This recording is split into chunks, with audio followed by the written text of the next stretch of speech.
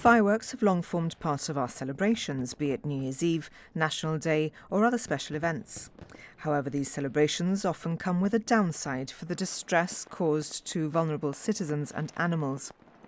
A multi-agency approach to producing legal framework for the Fireworks Control Act has addressed the wider concerns of the community as regards the danger of uncontrolled use of fireworks, with discussions in Parliament in July last year indicating that widespread firework use would be reduced to just 2 hours on New Year's Eve.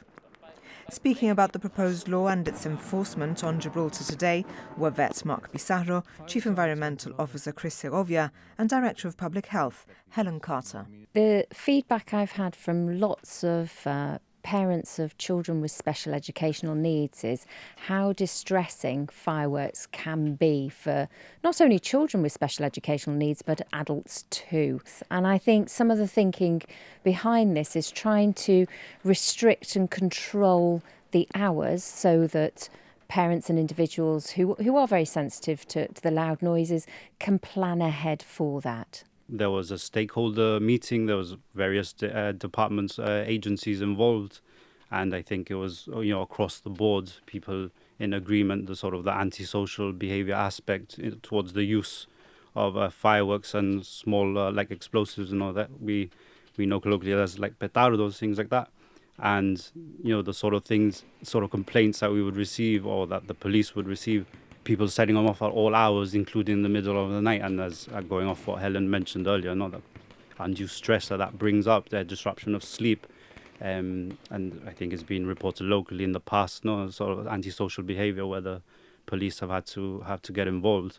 So I think across the board, we're just in agreement that something needed to be done, respecting the tradition of setting off fireworks to celebrate.